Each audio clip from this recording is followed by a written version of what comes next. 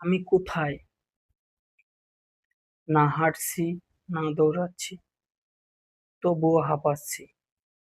জীবনের এ কোন অধ্যায়ে এসে আটকে গেলাম আমি? ভবিষ্যৎ কি নিয়ে আসবে তাও আমার অজানা। শুধু এতটুকুই জানি, আমি খুব ক্লান্ত এই জীবন যুদ্ধে। এই প্রতিদিনের লড়াইয়ে হাঁপিয়ে যাচ্ছি। কখনো নিরাপত্তা এসে ভর করে মনে, কখনো ক্লান্তি, কখনো অভিমান কিংবা অভিযোগ। জীবনে কোন অধ্যায়ে আছি তা বুঝে উঠতে পারি না।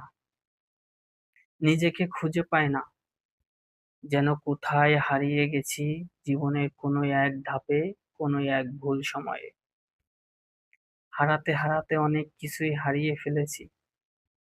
ফেললাম স্বজন, ফেললাম স্বপ্ন, ফেললাম প্রিয় মানুষ। মানুষ হারালো পছন্দের তালিকায়, যা যা ছিল সবকিছুই হারিয়েছি। সময় পার হতে না হতেই মানিয়ে নিতে শিখলাম।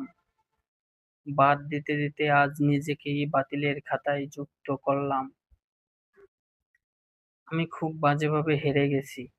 এটাই কি আমার নিয়তি ছিল? আমি কি শুধুই এই সব কষ্টের যোগ্য?